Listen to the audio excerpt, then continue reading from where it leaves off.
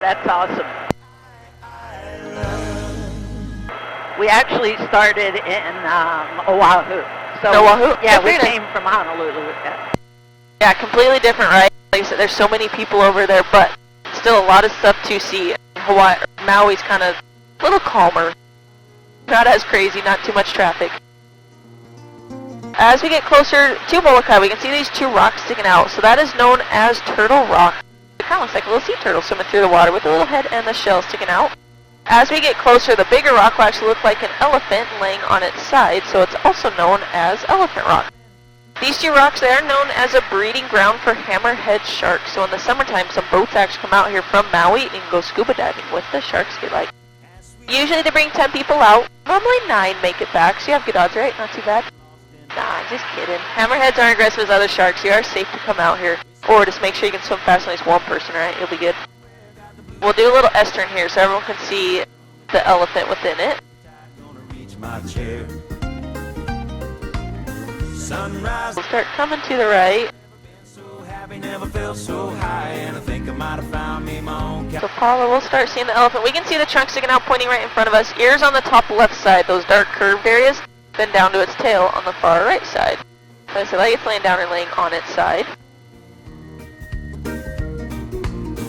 Wrote a note, said be back in a minute. Bought a boat and I sailed off in it. Don't think anybody's gonna miss me anyway. Mind on a permanent vacation. The ocean is my only medication. Wishing my condition ain't ever gonna go away. Cause now I'm knee deep in the water somewhere. Got the blue sky breeze blowing wind through my hair. Only worry in the world is the tide gonna reach my chair. Sunrise, there's a fire in the sky. Never been so happy, never felt so high. And I think I might have found me my own kind of paradise. This champagne shore washing over me. It's a sweet, sweet life. So you can see the coloration change to a darker blue. What's that all about?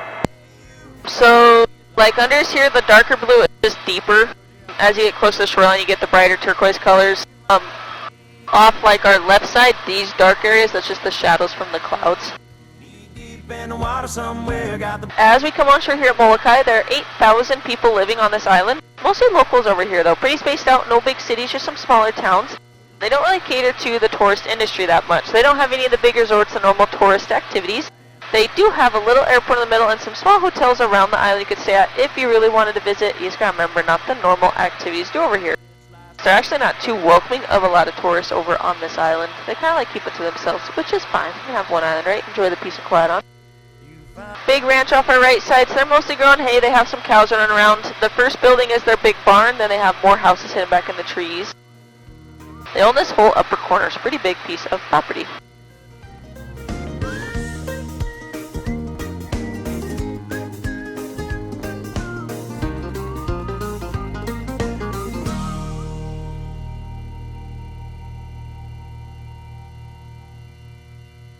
Farther out on our right side, we can see Halava Valley. 12 people living off-grid down there. They do have their own private beach, some waterfalls in the very back, and a little dirt road in and out of there, so they're not stuck down there. But have a cool place to live. I think I could put up with my own private beach. Doesn't sound too bad.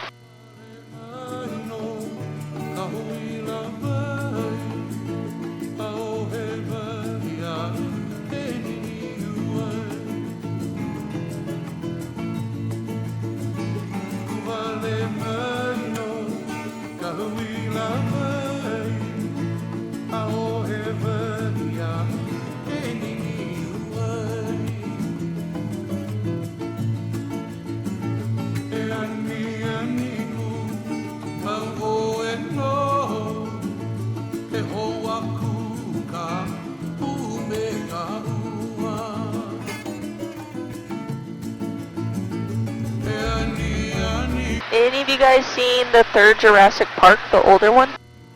Do you think so? Yep. Perfect. So the opening scene when they're parasailing behind the boat before they get attacked by a dinosaur, right? Sorry, spoiler if you guys haven't seen it. It was filmed right in front of us along these sea cliffs. These are the tallest sea cliffs in the world. They go up to 3,500 feet.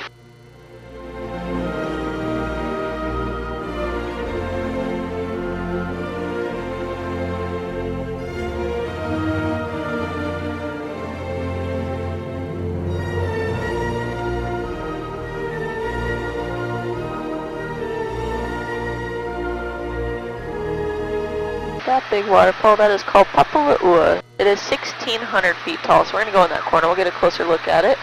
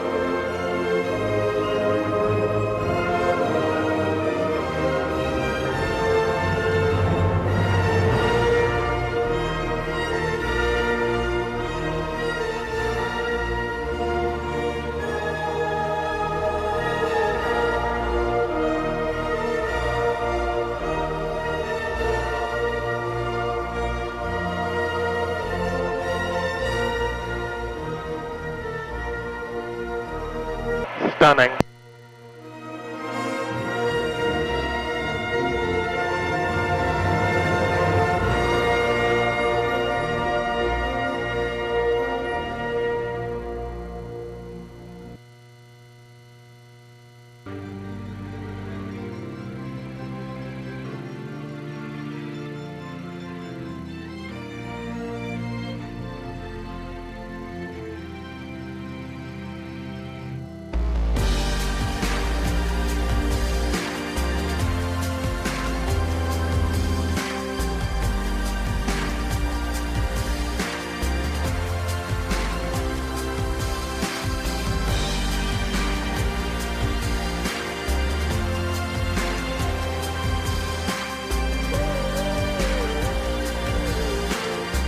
Making our way down these cliffs.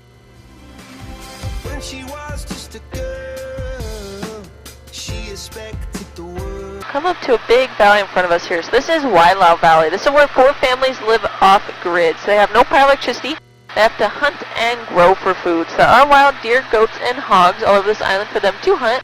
They can also fish. They do have their own black sand or black rock beach down there. See one of their houses a little farther back in the trees. The other houses are way back in the corners. A little harder to spot. We're going to do a turn to the right, so you guys on the right side can get a better look. We'll kind of talk a little more about them.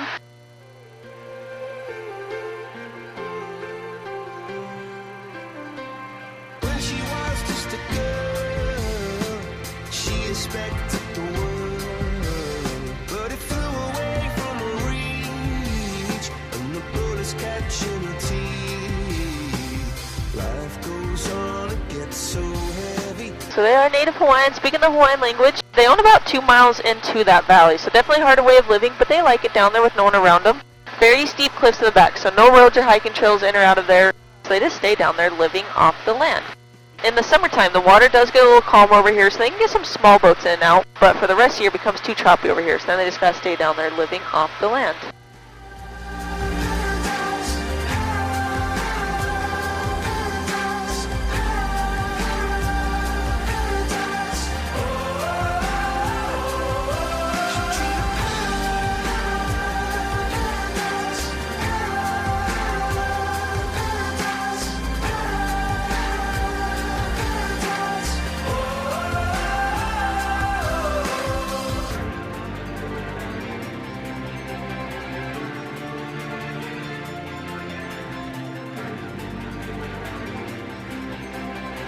The creation of these sea cliffs. Molokai used to extend out a few more miles here. There was a massive earthquake though, broke all that land off, slid it out to sea, and that is what has formed these sea cliffs. That's what a lot of people scared is going to happen with California. You've all heard about that San Andreas falling, right? Luckily when it happened here on Molokai though, no one was living here. It was thousands and thousands of years ago. Straight out in front of us, though, that long peninsula sticking out, you can see a lighthouse at the very end. That is where a leper colony used to be. So in 1866, when leprosy broke out, the people here, they didn't know what it was or how to cure it. They just wanted it gone. So if you got it, they'd bring you and your stuff out there on a boat, pretty much throw you overboard. You'd have to swim to shore to live out your days with everyone else that had it out there. Many years later, they eventually found a cure. They stopped sending people there, luckily. It is now a state park, so you could get there by plane or helicopter if you want to see some of the sites or read up on the history.